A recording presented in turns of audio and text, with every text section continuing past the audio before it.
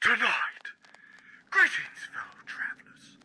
As the week reaches its thrilling midpoint, we are broadcasting from the mountains of West Virginia. Embrace the spirit of adventure as you join us on this daring journey through the untamed wilderness of Let's Find Out with Diego. Bonus Overdrive Wednesday. It's time to find out with Diego. Let's go. Ooh, yeah. On this episode of Bonus Overdrive Wednesday, our guest is an author and a devoted enthusiast of interactive and cinematic entertainment with a particular affinity for video games like Mortal Kombat and Doom, and classic 80s films such as Ghostbusters and Big Trouble in Little China. These passions often serve as a backdrop to his writings, which spans the intense genres of horror, science fiction, and thrillers. All this plus more. Please welcome a new friend and first-time guest, author, Harry Carpenter. Harry, my friend, welcome to Bonus Overdrive Wednesday. Hey, thank you so much for having me. This is awesome. It is, man. And I'll tell you this. This is why I reached out to you. Because anybody who's such a big fan of Big Trouble in Little China as I am, I have to have on the show. You know, like the Pork Chop Express always says. You know, I'll tell you, I'll watch anything that's got Kurt Russell in it. Minus that, I don't know. I think I've seen everything he's been on. I even love Captain Ron. Highly underrated. Oh, wow. Wow, that's we tried to forget about that one, but that's not bad. It's not a bad one. Even the Santa Claus one that he did. The second one was kind of, but you know, the first one was, my God, he kills it. He slays in anything he touches. Guardians of the Galaxy, he's a whole planet that eats people. It's fantastic. My God, is there anything he doesn't touch that isn't good? I don't think there's such thing exists. I mean, anything. Although I grew up with Kurt Russell with eye patches, so because my favorite movie of all time, Escape from New York. What a cornball movie, though. Like, if you look at it outside of the context of nostalgia and just like pure like 80s, very early 90s fever dream, it's a man, what a movie. But it was so good in its own way that, I mean, my God, Metal Gear Solid was inspired by that movie because that's Solid Snake. You know, he's named Snake. He's got an eye patch. All of these things transcended over into like video game world. So I mean, it's not that terrible, but it's one of those fun movies you just got to sit back and enjoy. You're not here to pick it apart. You're just here for the ride, and that's what it is, man. It's a ride. Yeah, you're just ruining it for yourself. But I mean, it's almost, to me, is a perfect movie. I You saw got it Chef with the chandelier headlights. Isn't that what it is? He's got little chandeliers like hung up off the. That's why I said Chef. I called him by his South Park You name. did. But yeah, Isaac Hayes. My God, what a cast, and just weird stuff. Like just the visuals, dude. Yeah, the Duke of New York. You gotta love it. Oh man. So we'll definitely get into that because it seems that, you know, kind of like me, a lot of these movies we grew up with inspire us in a certain way. Now, Sure. when did you begin writing? Is this something you started in your early days, or something that's became an adult? So writing the way I do now, this is more recent. But I've been writing since I was a kid. I was never good at math, still not good at math. I jokingly tell everybody, they're like, well, how much would this be? And I'm like, I don't know, dude. I do words. I don't do numbers. So I wrote short stories, and some of them I've tracked down. I got like binders of just, I say hot garbage, but one of the short stories that I wrote, and I'm taking a wild stab, like 6th, 7th grade. It was a sci-fi story, and it was a couple of like mercenaries or something. They get attacked by some monsters, you know, the cliche, like I say, the 90s story that existed, you know, the Starship Troopers, what have you, you know, what was hot then. I almost want to say that became what my new sci-fi series is. So there was a lot of stuff from the back in the day that I almost unintentionally reimagined or re-envisioned. But I didn't start writing like I'm going to use the term loosely, professionally. I didn't start taking it serious and making it a job until probably, 2016, 2017. So it's been about a decade, roughly. That's a pretty good long time. And now, how many books have you released since then? Woo, what are we at now? 10? 10 or My 11? word. Maybe I was putting out about 1 or 2 a year, give or take, depending on what the book was and if I was banging them out or if I was. The pandemic slowed me down. 2020, I actually didn't put out a book for almost 2 whole years Wow. because I was co-writing a book with another guy, which ended up coming out, I think, late 2022. But there's this nice long gap. This book called Chemical Burns. I wrote with another author, Tim Baldwin.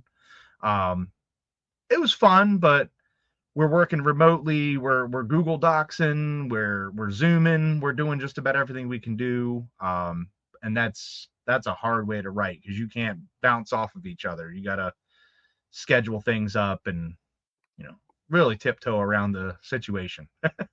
No, true story. I mean, talking Yeah, about man. because 2020 slowed everybody down. In fact, that's actually when I began and got into the whole podcast thing because straight back and forth to work, there's nowhere else to go.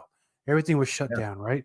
So you get creative. You talk about these binders, and the listeners only you can see, but the listeners won't be able. I got binder 1, binder 2, binder 3, binder 4.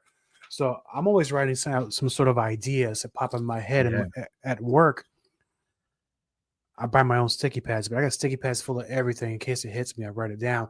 So Absolutely. if we're gonna go back in time to when these ideas first started popping up for you, in what genre of sci-fi and horror did you grow up with? So the stuff I grew up with, we talking about like movies or like writing or just whatever, shotgun blast, anything catches. Anything catches. All right. So if we're looking at if we're going with movies, dude, I grew up with Aliens. I grew up with Starship Troopers, Ghostbusters. I don't know I think it's sci-fi. Big Trouble in Little China. We brought that up. I think Yeah. it's sci-fi. It's like a sci-fi action, fantasy maybe. It's a weird category for that. I don't know where to put that movie. But stuff in those lines. I grew up with Jurassic Park. Just the hits. I'd say it was more science. I was more science fiction. So my stuff was aliens and, the only good bug is a dead bug versus the Jason Voorheeses and Michael Myerses. They weren't as prominent for me. Yeah, kind of the same way with me. And I can appreciate a good horror movie, but I was a big sci-fi geek, and I probably predate you for a good number of years. I grew up with original Battlestar Galactica, Buck Rogers, and then later down the line when these cartoons started coming out. I mean, Thundercats original, that's sci-fi. He-Man is like a fantasy sci-fi. So then along comes V comes in 83, 84. So it's hard for me not to love sci-fi. Right on. Yeah, V especially. Yeah. V was for its time, that was that, not to say a game-changing show, but it was when I think people started to pay attention to sci-fi, because prior to that, sci-fi really was like that really niche. You had your Doctor Who's, your Star Treks, and you had to be a Trekkie to get into Trek. But then when you started to get into V and then the shows that followed, people started to kind of look at this stuff and go, oh, okay, this is I get it. And then they found out there's some action. They found out that it's same crap, different story. You're getting the same beats that you get any other story, whether it's an action story with Schwarzenegger and the world's biggest machine gun, or if it's a rom-com. The beats are still hit the same way, except now we're in outer space or something.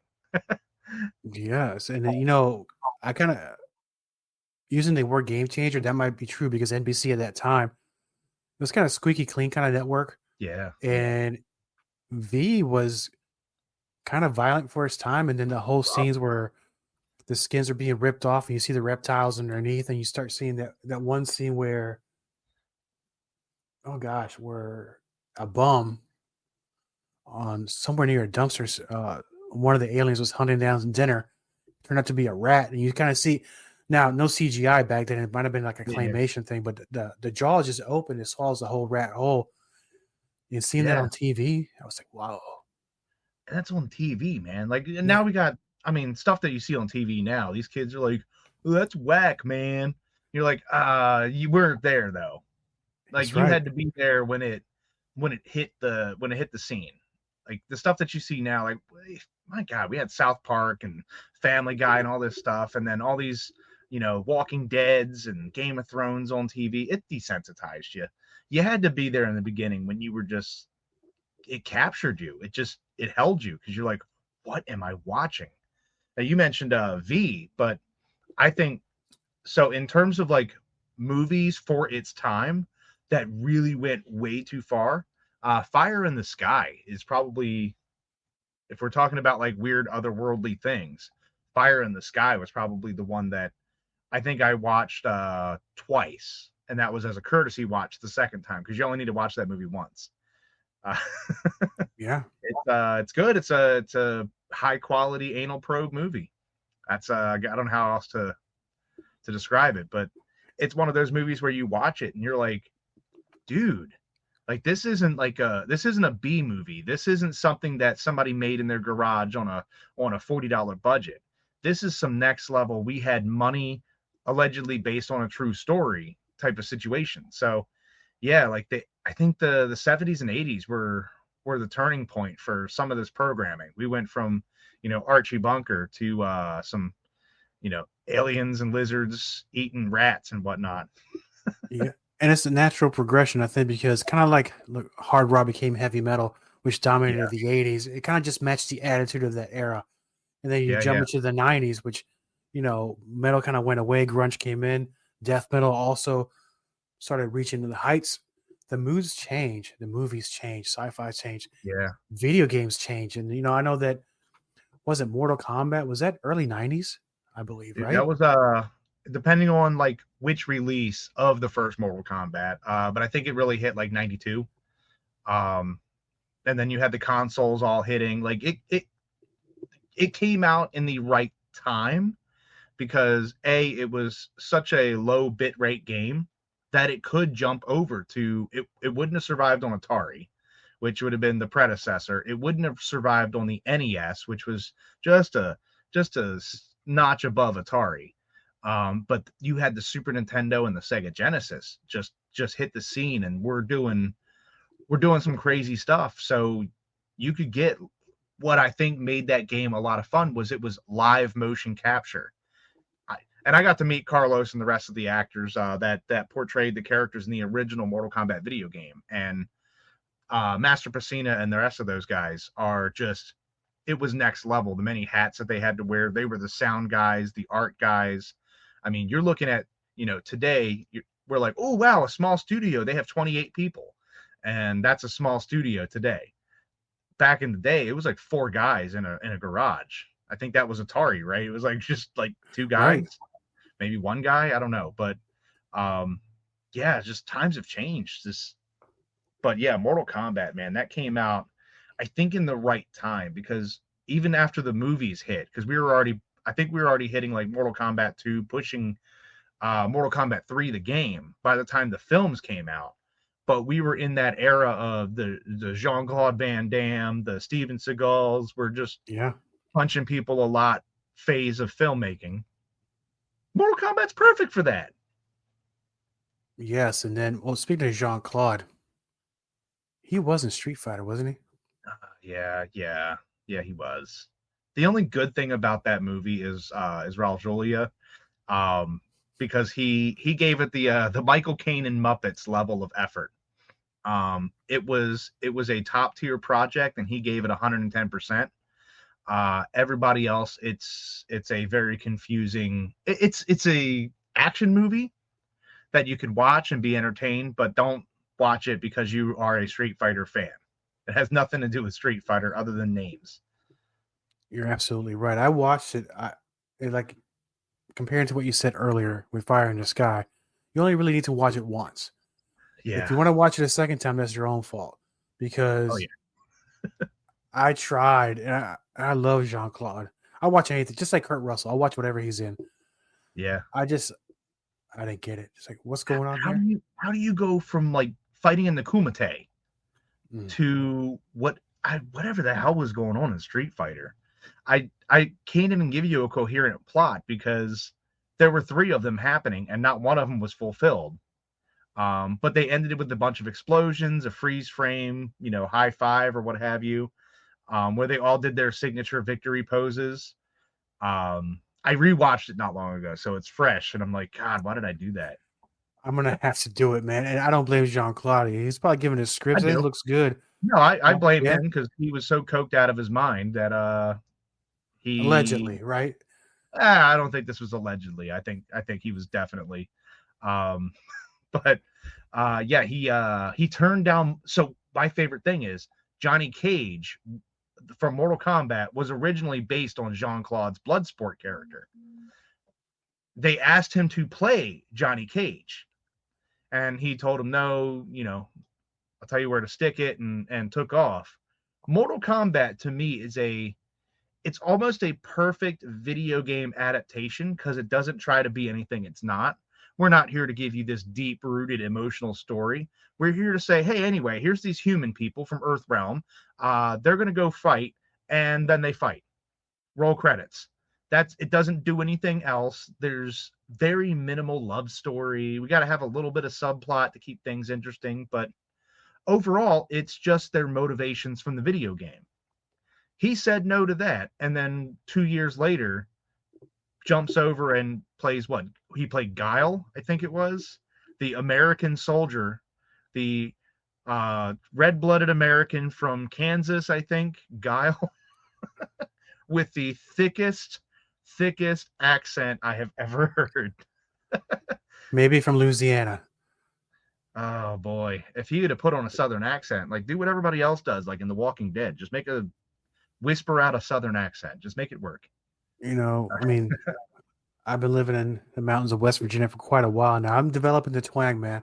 It's okay. It happens, right? Dude, it happens. So I grew up in Baltimore City, so my favorite thing was I watched John Bernthal in We Own This City. Came out I don't know 2-3 years ago. The events just happened like 4 or 5 years ago. His accent, I paused and I looked at my wife and I said I'm gonna stop this right here because I want you to know how award-winning that was. And she says, what? And I said, you didn't hear that. If you're from around here, there's a stretch of road up in North Baltimore.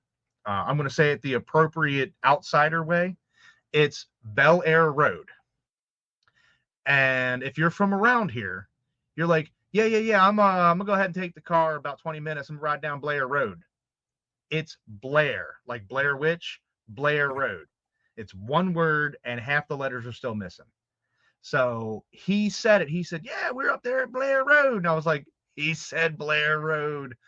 1,000,000 points to Bernthal. So I actually had to work to lose my accent. So you're gaining your twang. I had to work to lose it. But man, I can jump right into that dirty, nasty Dundalkian Han accent like nobody's business. It's great.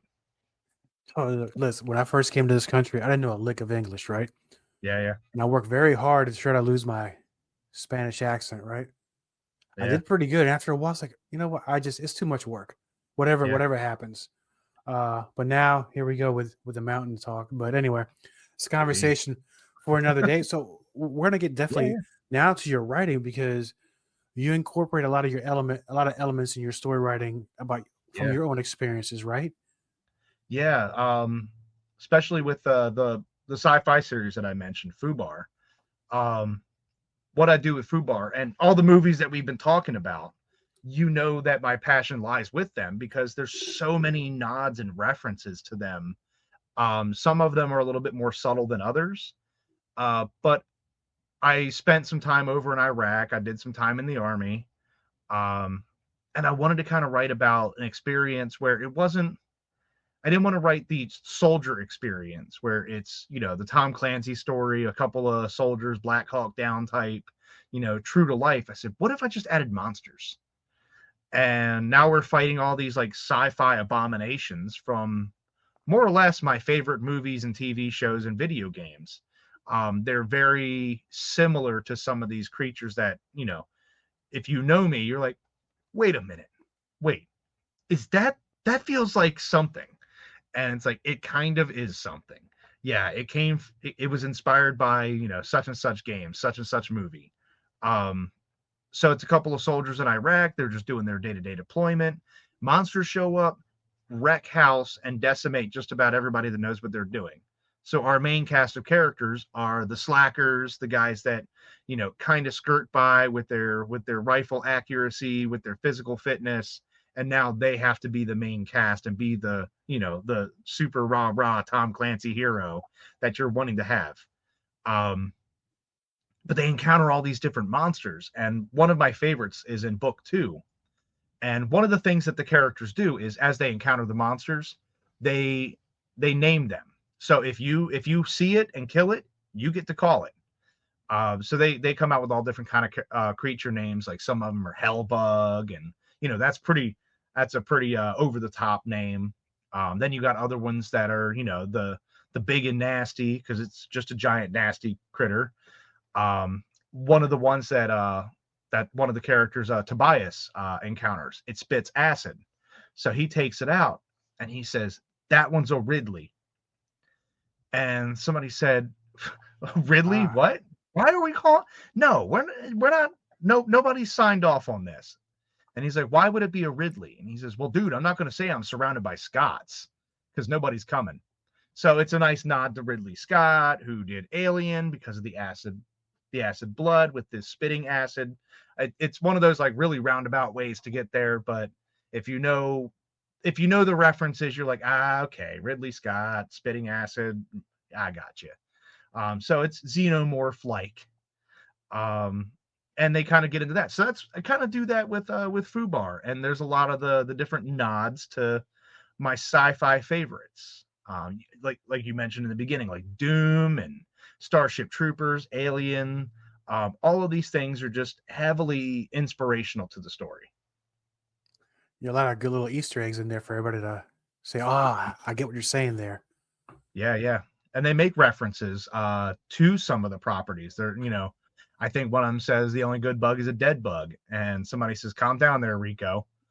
That kind of thing. Like they make in references, because the characters themselves are all like sci-fi nerds. We all play video games. We all play, the same stupid cheeseball 90s movies. We're all into the same stuff. So why wouldn't we all make these same dumb references? So it's a lot of fun. It's a lot of not quite fourth wall breaking, but what I do like is that story exists in a version of our own universe where, zombies are real, shoot them in the head as an option. They don't just go, he seems sick, I should go put my arm in front of his mouth. The cliche things that we have to. Seeing a zombie origin movie is almost as exhausting as seeing Uncle Ben die for the 40th time in Spider-Man. We finally hit that level where we're done showing you Krypton getting blown up. We're done showing you Martha and Thomas Wade in the alley. We're not going to insult your intelligence. Let's move on.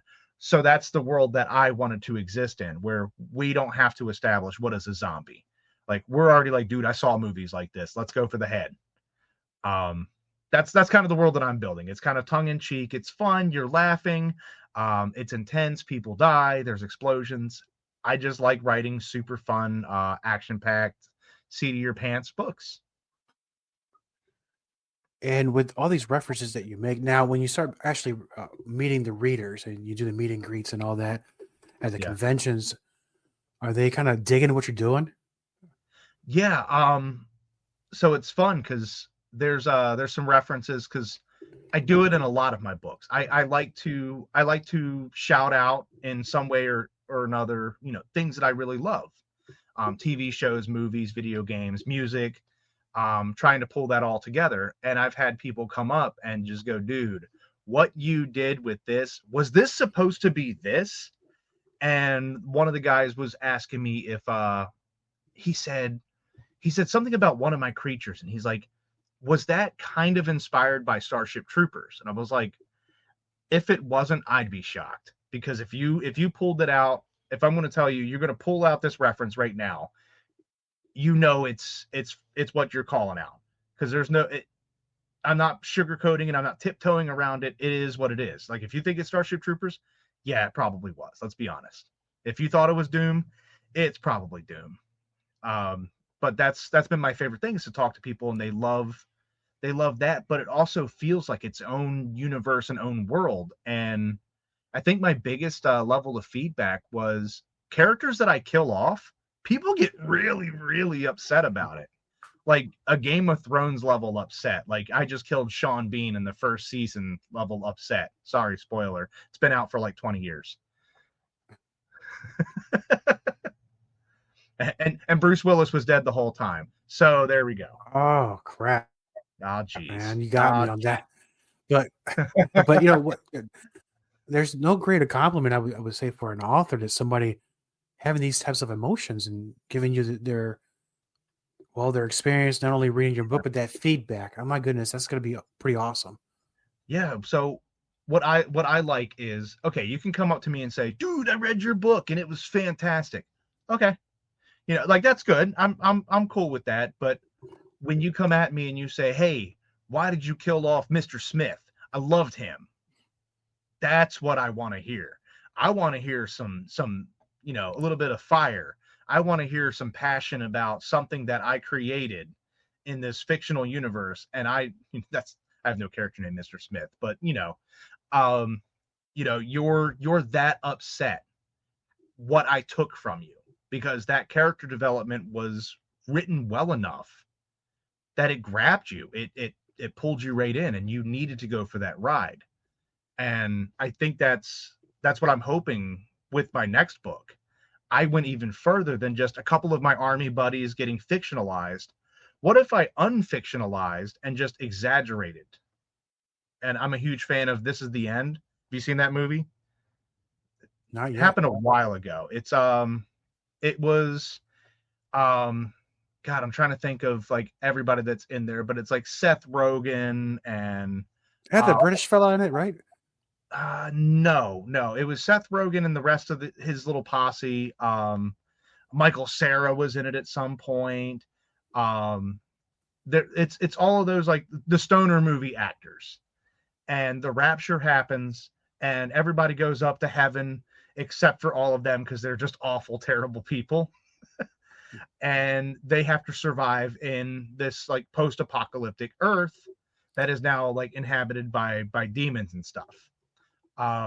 It's such a stupid movie. It's silly. It's funny. I thought it took a lot of thought, and I love that idea. So I always try to incorporate something like that into my books. So I just put together one called Nightmares Unbound, which, because I run a book festival myself, I attend a lot selling my books. I thought, what if a convention was run by a psychopath and tried to kill everybody inside? And that was kind of my overall arcing premise was, what if a convention tried to kill everybody inside? Attendees, vendors, everything, like celebrity guests, Elijah Wood and them are in danger. Whoever happens to be the guest of honor at the events, everybody's in danger. Nobody is safe. So that was kind of my premise that I circled around. So that This Is the End moment for me was, what if I have me and my author buddies, like just me?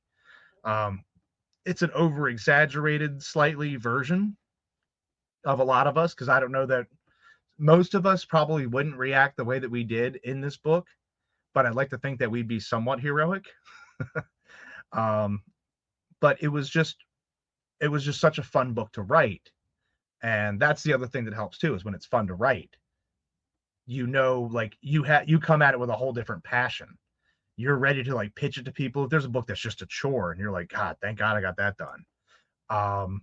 You're not going to be as passionate to talk to people about it or push it in front of people. So like you said, when people come up and talk to me about the books, I'm excited to talk to people about this next one. And that next one, because I see I'm on your site now. There's one available actually for September 12th in pre-order. That is Nightmares Unbound. If you're looking at it, it's a bright red color.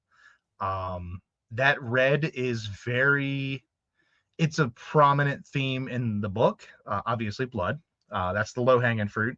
But the lighting in the building, everything is red. And if you're looking at the book cover, it's that book cover is actually the back of me at a convention. Like this is a photo that we put together. So I thought it would be kind of fun to be at a Comic Con that's getting set up. I set up my table and then I was like, quick, get behind me, take a couple of pictures. And we ended up using a cutout of me and some raw, clean backdrops, and that became the cover. So it's in a convention center. It's the back of me, and that jersey is bloody by design, not by effects or an artist or anything. I'm pre-covered in blood. Isn't that great? I bring my own blood to the party. Hey, method acting, you gotta love it, man. But with you mentioned earlier, so you're doing your own book festivals. You said earlier, correct? Yeah. So let's not skip over that. So what is it called, and how you have it every year? Is it something new? Yeah. So with Nightmares Unbound, the release party where it actually hits shelves and you can buy it, download it, etc. That actually releases at my book festival proper on the 13th of September. It's a Fright Reads Book Festival. Been running that for 5 years now. It's kind of a thing that came out of the pandemic. Like you said, the podcasting hit the ground running in 2020. So did the idea of a book festival. And I tell everybody the origin is it was born out of spite, which is how most things should be created. To spite your enemies, you make it. So I actually applied for a book festival, a horror book festival similar to my own now. And I said, all right, well, I have these 3 horror books. And the lady sent me an email back and said, oh, these aren't what we're looking for. And I'm just like, it is a horror book festival. I don't know what else you're looking for. I got monsters, demons, I got alien creatures, I got people getting ripped apart. Like, I don't know what more you want from me. I got a book about a serial killer. Like, I'm pretty horror. But she said no without really a rhyme or reason. This doesn't fit our book festival. And I was like, okay. But I got mad about that. Like, I got mad. I got petty. I said, you've seen Futurama, the robot Bender? He gets mad and says, fine, I'll do my own with hookers and blackjack. Matter of fact, forget that. That was my mentality with the festival. Fine, I'm going to make my own book festival with hookers and blackjack. So it's funny, we almost held it at a casino 2 years ago. And we did have Linnea Quigley as a special guest who was in Chainsaw Hookers. So allegedly, full circle, we almost had the hookers and blackjack anyway. But we created that. I sat around with some friends, and in 2021, when we could actually come out and play, we had year 1, and we probably had about 100 people come through those doors, 20-ish vendors, and that might be being generous. We had a blast. It killed, and then we came back for 4 more to follow. Spawned off a spin-off event. Like any good television show gets a spin-off. Yes. The book festival wasn't enough, so we needed more. So we started running halfway to Halloween in the springtime to get you your 6-month fix. And it's just been, we're coming up on it now in a couple of weeks. Like, it's like, everybody's like, are you excited? No, I'm terrified. I'm having anxiety attacks. Are you excited for the day? No, I'm excited for that Sunday night. I'm excited for when the event's over and everybody goes home. Then I can breathe. But this year's going to be massive, though. So we're not only doing a new venue. We moved to the Howard County Fairgrounds, which is huge. So when I jokingly say so much room for activities, I'm not kidding. There is a disgustingly creepy echo when the building is empty. You get a cave echo. You can yell out, hello, hello. hello. And I'm like, wow, we need to put people in here now. We have a lot of room for stuff. We're gonna fill that space with the Ecto 1, a DeLorean, the Jurassic Park Jeep, all the things we were talking about earlier that we love. I literally just book stuff that I think is cool and I want to hang out with. We're gonna have some mermaids in there. Trying to think of some of the other stuff, but we'll have a film festival. We're gonna be playing some indie films. You get to sit there, watch somebody's movie, and then have a Q&A after. And then we have a bunch of celebrity guests. I don't know if you've been able to check it out, but at Fright Reads, we have Trauma Films' own Lloyd Kaufman. I'm sure you've seen Toxic Avenger, Nukem High, Bloody Hook. I mean, my God, the king of just cheeseball horror that has no right to be that good. It's good stuff. And Toxic Avenger is one of those anomalies that it ended up being such a product that they spun off cartoons, action figures. It's getting a reboot soon. I don't know. I think it's like August, September or something. I don't know. I'll see it when it comes out, but I'm trying to track it, but time is a construct right now and I have no idea what year it is, let alone what day. But it's one of those things like Trauma Films. People know Trauma. They may not think they know it, but they know that. And we'll have Lloyd, one of the creators of Trauma, out there, as well as Jane Jensen, who was in Tromeo and Juliet. And I get raised eyebrows with that too. And I go, Tromeo and Juliet, I've never heard of it. And I was like, but I bet you heard of her cast members. You got these two guys, Sean and James Gunn. Maybe know of them from a couple of movies that have come out. Not nothing big, but Superman and Guardians of the Galaxy. Nothing big though. Yeah. But yeah, like we have that. We have Freddy Krueger's mom. We have Eric Stolhansky from Super Troopers. All of these people are just awesome people that I want to hang out with. Like I'm just looking forward to just getting 20 minutes with them and just talk with them and have a good time. These are movies that I grew up watching. These are just awesome people that I think are funny, talented, and I hope everybody else finds the same. And it definitely will. Now, for the listeners of Bonus Overdrive Wednesday that want to learn more about you, your books, your events, and Fright Reads coming up here in a few weeks, where can they go find this information? So for me, it's hcarpenterwriter.com. You can also look me up on Amazon, Barnes & Noble, wherever you buy your books. The new book, Nightmares Unbound, does come out mid-September. It is pre-orderable through just about every bookstore you can find. And if it's not, you better tell them that they should have it. The book festival is frightreads.com. On frightreads.com, you can see all of our special guests, the over 100 and some odd authors that we have. Everything from horror, science fiction, fantasy, thriller, paranormal romance, you name it, we probably have it. You can also find all of the vendors that make really neat stuff, everything from fudge to freaky 3D prints. All of that's in there, the details about the film festival, all of that, as well as buying tickets on frightreads.com. Excellent. And we'll put the links in the show description for sure for that. Well, my friend, thank you so much for joining us here on Bonus Overdrive Wednesday. And I'm looking forward to reading the new book and having you back later this year, because I know by then, seeing that you've already written 10, you're probably going to have something in the works or out by then. I've already so what's funny is with this story, because the format of how it happens, I was talking to one of the authors who's the second character in the book, and we came up with book 2 and 3's plot line, just joking around, and it works, and I think it'll take and people will enjoy it. So I think we figured it out. I knew it, man. So bring you back, and we're gonna have a good time. Well, and you know what? We're gonna devote a good amount of time. We're gonna talk some great sci-fi movies, because I have some. I recently discovered, looking through my bins, some DVDs. Man, I'm gonna bring them out. I'm gonna let you know. Have you seen some of these movies? I bet you have. I think I just pulled out Ice Pirates about 20 minutes ago. Oh my God. Ice Pirates. You own that? I do. Hold on. That's if I play the Jeopardy music in the background while I search for it, you know what? I might have something similar, but I don't. But I do have this. What do we got? Krull and Space Hunter, and I can't read the rest of it because I don't have my right glasses on.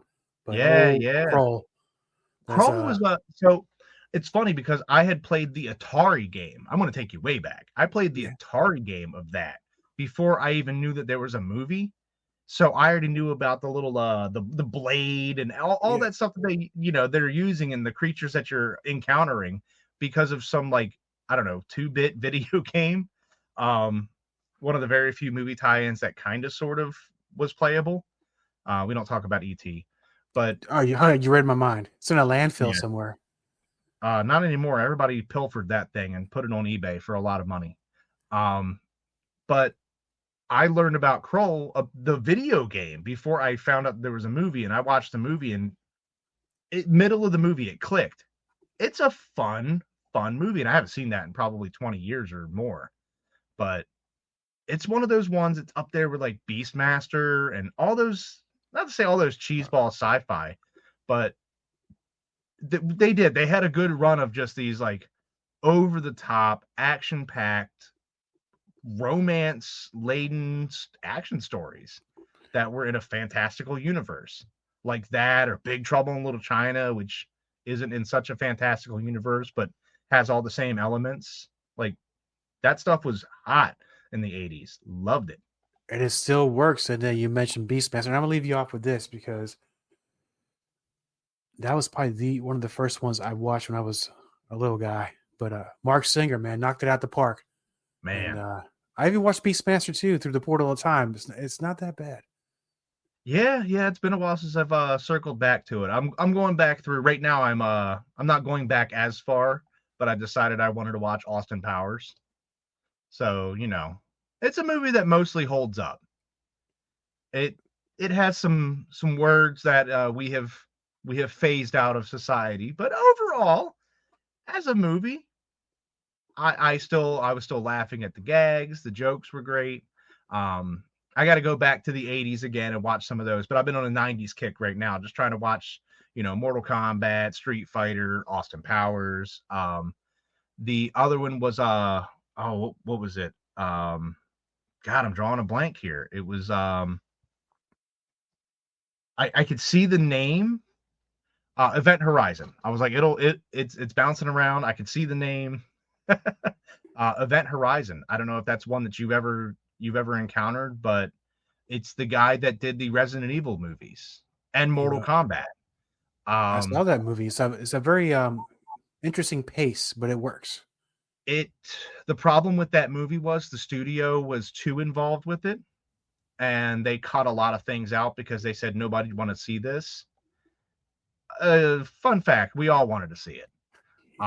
We want to see the weird, nasty, psychological stuff. We want to go on that ride, but I think that they ended up losing the negatives of the movie, and we'll just never get the full luster of a remaster that we so deserve. It's a shame, but that's one I would absolutely push to watch. If you want to see the guy from Jurassic Park lose his mind and cut off his eyelids, boy, do I have the movie for you. 2 thumbs up, bro. Hey, thank you so much for being on Bonus Overdrive Wednesday, and I'll catch you at Fright Reads. Yeah. See you in a couple of minutes, really. That's what it feels like. See you then. See you there, my friend. All content on this broadcast is a property of Diego the Podcaster and is served directly from our servers with no modification, redirects, or rehosting. All celebrity impersonators are paid performers. The impersonated celebrities do not endorse or promote any views or opinions expressed by our guests, Diego the Podcaster, or Bonus Overdrive Wednesday. The information shared on Bonus Overdrive Wednesday is provided on an as-is basis, with no guarantees of completeness, accuracy, usefulness, or timeliness.